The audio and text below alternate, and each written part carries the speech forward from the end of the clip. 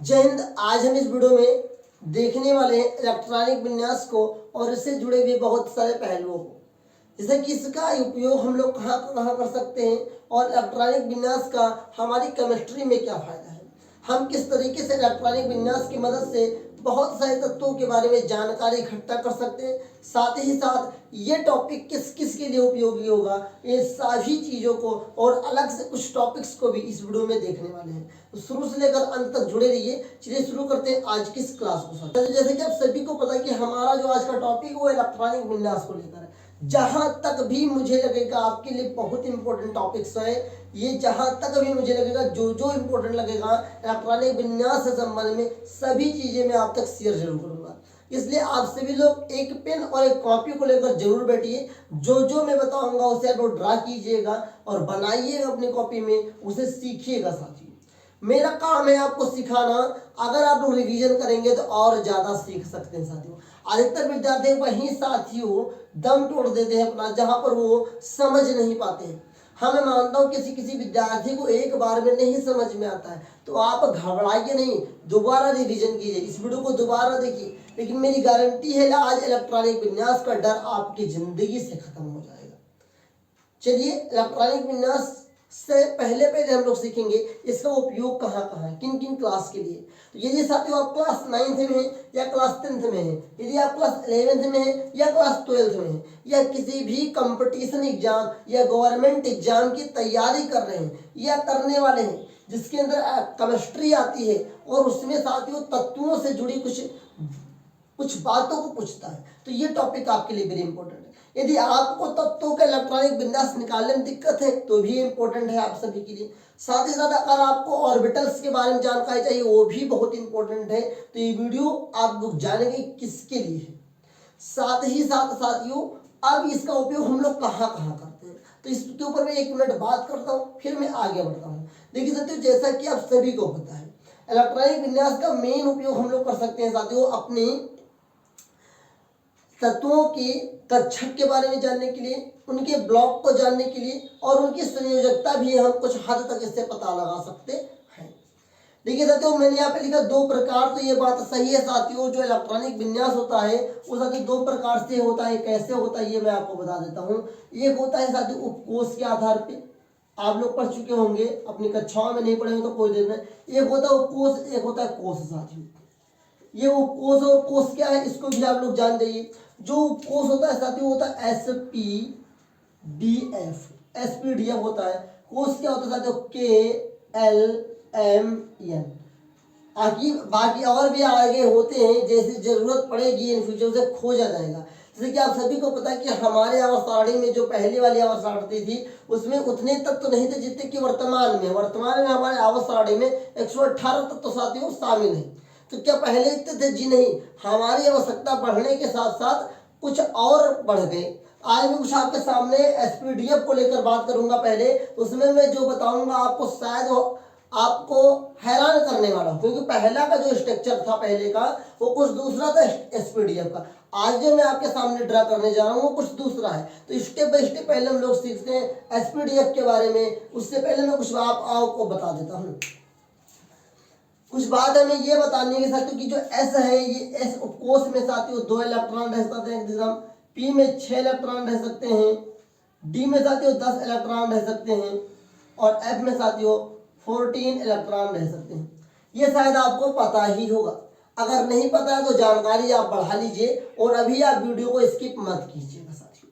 इसको पहले आप लोग अपनी कॉपी में लिख लीजिए कि जो इलेक्ट्रॉनिक विन्यास हेडिंग डालिए, फिर लिखिए 2 प्रकार के होते हैं। पहला लिखिए उपकोष, दूसरा लिखिए कोष के आधार पे।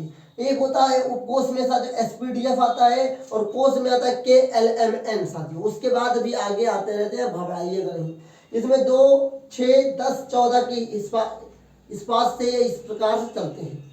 इसके बारे में हम लोग बाद में बात करेंगे। इसको हम लोग पहले ड्रा करने की कोशिश करते हैं। देखिएगा ध्यान से। सबसे पहले जो इसका स्ट्रक्चर बनता है आप लोग अपनी कॉपी में मेरे साथ बनाते रहिएगा। मैं कैसे कैसे बनाऊंगा अब स्टेप बाय स्टेप में आपको एक्सप्लेन जरूर कर दूंगा। सबसे पहले अपनी कॉपी में साथियों लिखिए 1s1। अपनी कॉपी में लिखिएगा, कॉर्नर से लिखिएगा, कोने से 1s2। क्या लिखिएगा? 1s2। उसके बाद उसी के नीचे जस्ट 1-2 लाइन छोड़ के लिखिएगा 2s2। और उसके समान दूरी पे लिखेगा साथियों 2p6।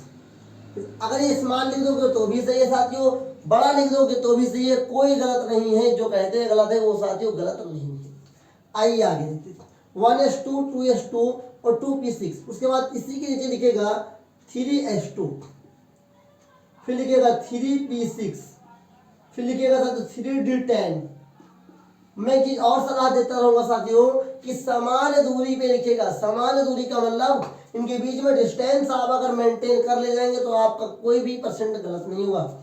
इसके नीचे लिखेगा साथियों 4s2, फिर 4p6, फिर 4d10, फिर लिखेगा 4f14, 4f14। अब उसके बाद क्या लिखेगा, इसी के नीचे लिखेगा 5s2, फिर लिखेगा 5p6, फिर लिखेगा 5d10, फिर लिखेगा 5f14 और फिर इसी के नीचे साथ लिखेगा 6x2, 6p6 और साथ 6d10 और इसी के नीचे साथ लिखेगा 7s2 और इसके नीचे लिखेगा 7p6। अब अपडेट क्या हुआ है इसके बारे में पहले आपको मैं बता देता हूँ। पहले जब हम लोग केमिस्ट्री पढ़ते थे साथियों तो केवल हमारा 7s2 तक था, उसके बाद बढ़ गया है 7p6। क्यों बढ़ गया? पहले जो हमारे पास तत्व थे उन तत्वों की संख्या कम थी। अब वर्तमान समय में तत्वों की संख्या बढ़ी है, तो जब तत्वों की संख्या बढ़ेगी तो उनकी संरचनात्मक इकाई के लिए इलेक्ट्रॉनिक विन्यास तो भी बढ़ाना जरूरी है। अब आइए इसको हम लोग एक एक करके कट मारते हैं। ऐसे कट लगाना है आपको, इधर से आपको आना है, इधर से आना है, इसके बाद इधर आ जाना है, इसके बाद इसको कट मार के 2p6 आ जाना है, इसको कट मार के 3s2, इसके बाद 3p6 आएगा साथियों, इसको कट मार के 4s2 आएगा, 4s2 बाद 3d10 आएगा, इसके बाद साथियों 4p6 आएगा, फिर 5s2 आएगा, इसके बाद साथियों 4d10 आएगा, इसके बाद 5p6 आएगा, उसके बाद 6x2 आएगा, इसके बाद साथियों आएगा 4f14। क्या आएगा? 4f14। इसके बाद आएगा साथियों 5d10, फिर आएगा आपका 6p6, फिर आपका 7s2 आएगा। फिर इसके बाद आपको साथियों यहाँ से कट के जाएगा 5f14, 6d10 और 7p6 पे आके खत्म हो जाएगा साथियों। यहाँ से इसने इंटर किया साथियों और यहाँ पर आके खत्म हो गया। मैं आपको अब धीरे धीरे समझाता हूँ, ध्यान दीजिएगा। ये इधर से आया, फिर इधर चला गया, फिर ये इधर आया, फिर ये इधर चला गया, फिर ये इधर आ गया, इधर आ गया, फिर ये इधर चला गया, फिर ये इधर आ गया, इधर आ गया, फिर ये इधर चला गया, फिर ये इधर चला गया, फिर ये इधर आ गया, इधर आ गया, इधर आ गया। ये चिन्ह बनाने से ये होगा कि आपको पता चलेगा किसके बाद क्या आया है। उसके बाद साथियों 5s2 के बाद आएगा साथियों 4d10। क्या आएगा? 4d10 आएगा साथियों। देन इसके बाद क्या आएगा साथियों? 5p6 आएगा। इस चिन्ह को बनाते रहिएगा जिससे आपको कोई दिक्कत साथियों ना हो। उसके बाद साथियों क्या आएगा? 6s2 के बाद आएगा 4f14। क्या आएगा? 4f14 के बाद साथियों 5d10। क्या आएगा? 5d10 आएगा। उसके बाद 6p6 आएगा। उसके बाद साथियों 7s2 आएगा। उसके बाद 7s2 के बाद साथियों सीधे 5f14 आएगा। 5f14 के बाद साथियों 6d10 आएगा। उसके बाद 7p6 आएगा। यहीं से आपका समाप्त हो जाता है साथियों। कितनी आसान तरीके से, कितने अच्छी तरीके से मैंने आपको बना के दिखाया है। बहुत ही इंपॉर्टेंट है साथियों। और इसे रंगों से मैं भर देता हूँ। ध्यान दीजिए कैसे कैसे अच्छे अच्छे रंगों से मैं भर के दिखाता हूँ आपको। जितना आप सुनहरा बनाएंगे उतना बेस्ट लगेगा साथियों। इसको अगर आप गोले में बंद करना चाहते हैं गोले में बंद कर लीजिए साथियों। एक नई डिजाइन में आपको दे रहा हूँ, यहाँ आप गोले में भर सकते हैं इसको साथियों। पहले बनाने के बाद गोले में भरिएगा, बहुत सुंदर लगेगा साथियों। अगर आपको अच्छी लग रही हो तो बनाते रहिए। मैं इसीलिए इसको ड्रा कर रहा हूँ कि आप बनाते रहिए। समय कम है ना, इसलिए आप बनाते रहिए जिससे आपको कोई दिक्कत ना हो। बनाते रहिए। उसके बाद हम लोग बात करते हो, अभी करना है बहुत कुछ बात करना है इसके बारे में भी। तो शुरुआत मैंने भी बनाया है, इसके ऊपर इसका उपयोग हम लोग कैसे करेंगे अपनी स्टडी के अंदर ये भी आज मैं बताने वाला हूँ। तो अभी भी साथियों अगर आपका मन बन रहा हो कि मुझे तो ये सब आता ही है, वीडियो को स्किप कर देता हूँ, तो मत स्किप कीजिए, बहुत पछताएंगे आप लोग। इसीलिए साथियों जल्दी जल्दी से बना लीजिए। उसके बाद हम लोग बात करते हैं इसका उपयोग हम लोग स्टडी में कैसे करने वाले हैं। और आगे जितने भी आप क्लास 10th में कोर्स में जो लॉन्च करने वाला हूँ साइंस को लेकर, या जो भी मेरी केमिस्ट्री की क्लास आएगी, केमिस्ट्री का कोर्स आएगा, उन सभी के अंदर ये टॉपिक इंपॉर्टेंट है साथियों। तो जल्दी से जल्दी आप लोग इसको बना लीजिए। तब तक मैं हट गया हूँ इस सामने से, इसको बना लीजिए। उसके बाद हम लोग बात करते हैं, बहुत कुछ बात करना है साथियों, तो अभी तक साथियों बना लीजिए। आई होप आप लोगों ने इसे अच्छे से बना लिया हुआ। और अब हम लोग जो बात करने वाले हैं, जो चर्चा करने वाले हैं, वो चर्चा को आप अच्छे से समझेंगे। अभी आपका काम क्या है कि अपनी डायरी और पेन को स्टॉप कर दीजिए। अब मैं जो बोलने जा रहा हूँ उसे सुनिए और अच्छे से समझिएगा साथियों। हम लोग बात कर रहे थे इलेक्ट्रॉनिक विन्यास को लेकर। सबसे पहले आपको मैंने बताया भी कि ये दो प्रकार के होते हैं, एक कोष के आधार पे होता है, एक उपकोष के आधार पे होता है और एक कोष के आधार पे होता है साथियों। उपकोष क्या है? एसपीडीएफ है साथियों। एस में 2 इलेक्ट्रॉन, पी में 6 इलेक्ट्रॉन, डी में 10 इलेक्ट्रॉन, एफ में साथियों 14 इलेक्ट्रॉन। तो ये क्या KLMN कोष है साथियों। अब इसके बाद हम लोग बात करने वाले हैं कि इसमें कुछ हम बात करेंगे। इसमें हम लोग बात क्या करेंगे कि 1s2 के बाद क्या आया है 2s2, उसके बाद आया 2p6, फिर आया 3s2, फिर 3p6 आया है, फिर साथियों 4s2 आया है, फिर डायरेक्ट 3d10 आया है। उसके बाद साथियों 4p6 आया है, 5s2 आया है, उसके बाद सीधे 4d10 आया है, फिर 5p6 आया है, 6s2 आया है, डायरेक्ट आ गया 4f14, उसके बाद 5d10 आया है, फिर 6p6 आया है, फिर 7s2 आया है, फिर अब डायरेक्ट 5f14 आया है, 6d10 आया है, 7p6 आया है। इस प्रकार से आपको अच्छे से ड्रा कर लिए होंगे। अब यहाँ भी कुछ मैं बता देता हूँ साथियों। जो ये साथियों ये एस ब्लॉक है, ये आपका पी ब्लॉक है, ये आपका डी ब्लॉक है, ये आपका एफ ब्लॉक है। यहाँ से भी मैं कुछ आपको समझाना चाहता हूँ, आप लोग समझिएगा ध्यान से। क्या समझाना चाहता हूँ और कैसे समझाऊंगा ये चीज समझिएगा साथियों। आपके पास जो आवर्त सारणी हो, विश्वास नहीं तो आप देख लो, जो आपका एस ब्लॉक है उसमें 1 2 3 4 5 6 7, जो ऊपर से नीचे आएंगे तो आपको साथियों 7 तत्व मिलेंगे। याद कर लो जाके आज साथियों अपने पीरियोडिक टेबल में देख लेना, नहीं विश्वास है तो। जब एस ब्लॉक में आप देखेंगे तो ऊपर से साथियों नीचे आने पर 7 तत्व तो आपको दिखाई देंगे। और जो ये 2 लिखा है, यस के ऊपर जो 2 लिखा है, यस के ऊपर 2 के लिखे का मतलब हुआ आपको 2 ब्लॉक मिलेंगे। एक लाइन ये मिलेगा और एक लाइन और मिलेगा। यस ब्लॉक में केवल 2 लाइन आपको मिलेंगे। ये तो आपको पता चल गया कि 1 2 3 4 5 6 7, ऊपर से नीचे आने पर 7 साथियों तत्व मिलेंगे और साथ ही साथ साथियों 2 खाने में मिलेंगे। अब ये यस ब्लॉक की महत्ता हो गई। इसके बाद पी ब्लॉक में 1 2 3 4 5 6 तत्व आपको पी ब्लॉक में देखने को मिलेंगे जब आप ऊपर से नीचे आएंगे। फिर से मेरी बात को ध्यान से सुनिएगा। जब आप ऊपर से नीचे आएंगे तो आपको 1 2 3 4 5 6 तत्व देखने को मिलेंगे साथियों पी ब्लॉक के अंदर। और साथियों 6 लिखा हुआ है, इसके मतलब 6 ब्लॉक में 6 खाने आपको ऐसे ऐसे मिलेंगे। ऐसे कैसे? ऐसे ऐसे ऐसे ऐसे 6 खाने आपको देखने को मिलेंगे साथियों। उसके बाद डी ब्लॉक है तो 1 2 3 4, ऊपर से नीचे आने पर डी ब्लॉक में 4 तत्व तो आपको दिखाई देंगे साथियों। जब हम ऊपर से नीचे आएंगे तो इसी एक खाना बना होगा, उसमें केवल 4 तत्व तो आपको दिखाई देंगे। ये 10 ये दर्शा रहा है साथियों कि आपका 1 2 3 4 5 6 7 8 9 10 खाने होंगे साथियों। कितने खाने होंगे? 10 खाने होंगे।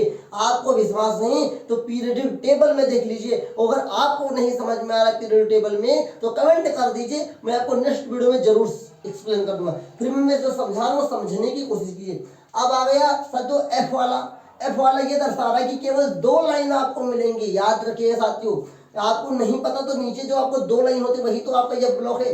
नीचे आपको 2 लाइन मिलेंगी एफ ब्लॉक की। और साथियों दोनों जो एफ ब्लॉक होंगे, दोनों जो लाइन होंगे साथियों एफ ब्लॉक होगा, 2 लाइन होंगे, उन सभी में 14 एलिमेंट होंगे। कितने होंगे? 14 एलिमेंट होंगे। जाके देख लो, जिससे साथियों लेंथेनाइट्स और एक्टेनाइट्स कहा जाता है। आई होप आपको समझ में आ रहा होगा और आप धीरे धीरे अपने आप को एक्टिवेट कर रहे होंगे इलेक्ट्रॉनिक विन्यास के साथ साथ। बहुत कुछ साथियों भी बताना है, तो आई होप आप लोग जान गए होंगे कि ये जो आपका इसे बोलते हैं कोबरा स्ट्रक्चर। क्या बोलते हैं? इसे बोलते हैं कोबरा स्ट्रक्चर। और आई होप आप समझ गए होंगे कि कोबरा स्ट्रक्चर का महत्व क्या है और कैसे हम अपने आवर्त सारणी में इसका उपयोग देख सकते हैं। आइए अब हम लोग बात करते हैं कि इलेक्ट्रॉनिक विन्यास के माध्यम से हम लोग इसका उपयोग कैसे करते हैं। एक उदाहरण के लिए मैं एक तत्व का नाम लेता हूं, इस तत्व का नाम है कार्बन साथियों। उससे मैं दर्शाने की कोशिश करूंगा आपको। कार्बन का साथियों प्रतीक होता है C, इसका परमाणु क्रमांक 6 और परमाणु द्रव्यमान साथियों 12 होता है। कितना परमाणु क्रमांक 6 होता है और परमाणु द्रव्यमान साथियों 12 होता है। अब साथियों सबसे पहले हम इसका करेंगे इलेक्ट्रॉनिक विन्यास, उसके बाद आपको बताएंगे इसका महत्व क्या है। आइए ध्यान से देखिएगा। अब देखिए 6 का मतलब इस 6 से ज्यादा नहीं जाएगा। सबसे पहले शुरुआत किसी भी तत्व का जब हम लोग इलेक्ट्रॉनिक विन्यास करेंगे तो 1s2 से करेंगे। तो पहले हम लोग लिखेंगे 1s2, क्या लिखेंगे 1s2, फिर कामा लगाएंगे। 1s2 बाद क्या है साथियों, तो आया 2s2, लिखेंगे 2s2। अब साथियों 2s2 लिखेंगे और 2s2 के बाद क्या है साथियों 2p6 आया है, तो अब लिखेंगे साथियों 2p6। अब इसको हम लोग काउंट करेंगे, तो ऊपर जो संख्याएं लिखी उसको गिनेंगे और यहाँ ध्यान से देखने वाली बात है साथियों। तो देखिए 6 2 8 2 10 कितने हो गए, 10 से इलेक्ट्रॉन हो गए, सॉरी 10 उस पे क्या हो गए सारी संख्याएं हो गई। अब यहाँ पे साथियों 10 तो है नहीं, यहाँ पर कितना है 6, इसके बराबर ऊपर वाली काउंटिंग आनी चाहिए। तो क्या ये 6 है तो क्या हम 2 को मिटा दें, जी नहीं, ये गलत हो जाएगा, इस बात को याद रखिएगा। यहाँ पर कितने साथियों 6 हैं तो ऊपर भी 6 लाएंगे। तो देखिए कैसे लाएंगे, सबसे पहले 2 है 2 हो गया, फिर 2 है 2 2 4 हो गया, मतलब ये 4 हो गया। अब इसको चाहिए कितना, 2 ही तो चाहिए, तो 6 में डाल के हम लोग साथियों 2 लिख देंगे, 6 में डाल के साथियों 2 लिख देंगे। और इस प्रकार से आपका कार्बन का साथियों इलेक्ट्रॉनिक विन्यास हो गया 1s2 2s2 2p2। I hope आपको समझ में आ रहा हो। अब जो सारा का सारा साथियों फंडामेंटल तैयार होगा वो इस वाले 2p2 से तैयार होता है, इस वाले 2p2 से तैयार होता है। कैसे तैयार होगा इस बात को भी देखिए साथियों, ध्यान से समझिएगा, मेरी एक एक बात आपके लिए बहुत ही इंपॉर्टेंट है। अब साथियों ये क्या दर्शाता है ये भी मैं आपको बताऊंगा, और ये क्या दर्शाता है ये भी मैं आपको बताऊंगा। तो चलिए एग्जाम्पल के लिए मैं ले लेता हूं, लास्ट वाला 2p2 हमें क्या दर्शाता है। देखिए साथियों जो ये वाला 2 है ये हमें ये दर्शाएगा साथियों कि जो लाइन बनी हुई है पी ब्लॉक में ये कितने नंबर पे है। तो आप जब भी आप पीरियोडिक टेबल देखेंगे तो जब आप इस साइड में जाएंगे तो इस साइड में साथियों कार्बन दूसरे नंबर पर आपको, मान लो ये पी ब्लॉक है, यहाँ पे पहली लाइन यहाँ पे दूसरी लाइन है, तो यहाँ पर साथियों आपको मिल जाएगा कार्बन। ये पता चल गया साथियों कितने नंबर पे रखा हुआ है इधर से, मतलब साथियों बाएं से दाएं जाने पर पी ब्लॉक में कार्बन 2 नंबर पे रखा हुआ है। आई होप आप समझ गए होंगे। ये तो पी दर्शाता है कि पी ब्लॉक में है, जो ये लिखा हुआ अल्फाबेट का अक्षर पी ये दर्शाता है कि ये पी ब्लॉक में है। और ये वाला 2 साथियों दर्शाता है कि साथियों बाएं से दाएं जाने पर कार्बन 2 नंबर पे रखा हुआ है। और लास्ट वाला ये क्या दर्शाता है इसको भी देख लो, ये दर्शाता है साथियों कि जब आप ऊपर से नीचे आएंगे, क्या जब आप ऊपर से नीचे आएंगे तो 2 नंबर पे आपको कार्बन दिखाई देगा, इस बात को भी याद रखें। जब आप ऊपर से नीचे आएंगे पीरियोडिक टेबल में तो साथियों 2 नंबर पे कार्बन दिखाई देता है। नहीं विश्वास है तो जाके कमेंट सेक्शन जाके आप पीरियोडिक टेबल में देख लीजिए। आई होप आपको समझ में चल गया होगा। चलिए एक उदाहरण और लेकर हम लोग देखते हैं कि कैसे और संभव है कि नहीं। तो चलिए आइए हम लोग बात करते हैं इसको रफ करने। हम लोग उदाहरण लेंगे साथियों लिथियम का। आई होप आप लोग जानते होंगे जो लिथियम है साथियों उसका परमाणु क्रमांक 3 होता है। आई होप जान गए होंगे परमाणु क्रमांक 3। हमारा मेन काम साथियों परमाणु क्रमांक का ही होता है, इस बात को याद रखिए। इलेक्ट्रॉनिक विन्यास के लिए इंपॉर्टेंट क्या है, परमाणु क्रमांक पता हो बस, और कुछ पता हो या ना पता हो। तो इससे पहले इलेक्ट्रॉनिक विन्यास निकालेंगे। पहले हमने भी क्या बताया, शुरुआत हमें कैसे करनी है, इससे करनी है। तो 1s2 पहले लिखेंगे साथियों, 1s2 के बाद क्या आएगा 2s2 आएगा, लिखेंगे 2s2। अब हम लोग काउंट करेंगे, थोड़ा ठहर जाएंगे, देखेंगे 2 और 2 4 हो गया, लेकिन हमें चाहिए कितना 3 चाहिए। तो 3 करने के लिए क्या साथियों वहां 2 और 1 3 कर दें, जी नहीं, ऐसा हम नहीं कर सकते, क्योंकि हमने अभी सीखा है कि यस ब्लॉक में 2 इलेक्ट्रॉन से ज्यादा नहीं रह सकते हैं। तो देखिए हम इसको मिटा देंगे और 2 और 1 3 यहाँ 1 लिख देंगे। अब ये भी साथियों देख लीजिए, ये भी समझा रहा है, क्या समझा रहा है कि ये जो लिथियम है साथियों ये क्या है, यस ब्लॉक का तत्व है। यस ब्लॉक का तत्व है, क्या है, एस ब्लॉक का तत्व है। उसके बाद साथियों क्या समझा रहा है कि जो ये 2 लिखा हुआ है इसका मतलब ये होगा साथियों कि जब आप ऊपर से नीचे आएंगे, क्या जब आप ऊपर से नीचे आएंगे तो 2 नंबर पे साथियों आपको मिल जाएगा, क्या 2 नंबर पे आपको मिल जाएगा। इस बात को याद रखिए, ऊपर से नीचे जब आप आएंगे तो 2 नंबर पे आपको लिथियम दिखाई देगा। और ये दर्शाता है कि साथियों जो ये लाइन बनी हुई है लिथियम 1 नंबर के लाइन में रखा हुआ है। आई होप आप धीरे धीरे समझ गए होंगे। तो हमने इस वीडियो में क्या सीखा अभी तक, थोड़ा एक बार रिवीजन करते हैं, उसके बाद हम लोग आगे बढ़ते हैं साथियों। जब हमने इस वीडियो को शुरुआत की तो सबसे पहले आपको बताया कि इलेक्ट्रॉनिक विन्यास का उपयोग क्या है, कहाँ कहाँ हम लोग इसका उपयोग कर सकते हैं। तो सर जब 9th 10th 11th 12th and किसी भी कॉम्पिटेटिव एग्जाम के अंदर इस टॉपिक को हम लोग अच्छे से सीख सकते हैं और वहाँ पर हम लोग अपनी प्रतिभा को दिखा सकते हैं इस टॉपिक के अंदर। साथियों मैंने उसके बाद बताया कि कितने प्रकार के होते हैं, 2 प्रकार के साथियों होते हैं। एक होता है वो कोष के आधार पे, एक होता है कोष के आधार पे। वो कोष कितने होते हैं, 4 होते हैं साथियों। एसपीडीएफ कोष भी सामान्यतः 4 ही होते हैं। KLMN कोष मतलब साथियों किसी भी तत्व के बाहरी कक्षाओं की संख्याएं होती हैं साथियों, बाहरी नहीं उनकी कक्षाओं की संख्याएं होती हैं साथियों। हमने बताया कि एस ब्लॉक में 2 इलेक्ट्रॉन रह सकते हैं, पी मतलब 6 इलेक्ट्रॉन, डी मतलब 10 इलेक्ट्रॉन, एफ मतलब 14 इलेक्ट्रॉन। यहाँ पे कुछ आपको मैं कुछ डिक्लेयर कर देता हूँ। यहाँ पे बहुत बच्चे क्या संकोच में रहते हैं कि क्या पी है तो हमने यहाँ पर जो भी एक इलेक्ट्रॉनिक विन्यास बनाया वहाँ पी के ऊपर 2 क्यों रख दिया जब पी के ऊपर 6। तो भाई साहब एक बात समझिएगा, वहाँ पे अधिकतम लिखा है, यहाँ पे जो मैंने डाटा लिख के दिया है ये मैक्सिमम नंबर है। कितना है, मैक्सिमम नंबर है। मैक्सिमम नंबर का मतलब ये होता है कि यस के ऊपर 2 से ज्यादा नहीं हो सकता है, पी के ऊपर 6 से ज्यादा नहीं हो सकता है, डी के ऊपर 10 से ज्यादा नहीं हो सकता है, एफ के ऊपर साथियों 14 से ज्यादा नहीं हो सकता है। ये तो आप लोग समझ ही गए होंगे।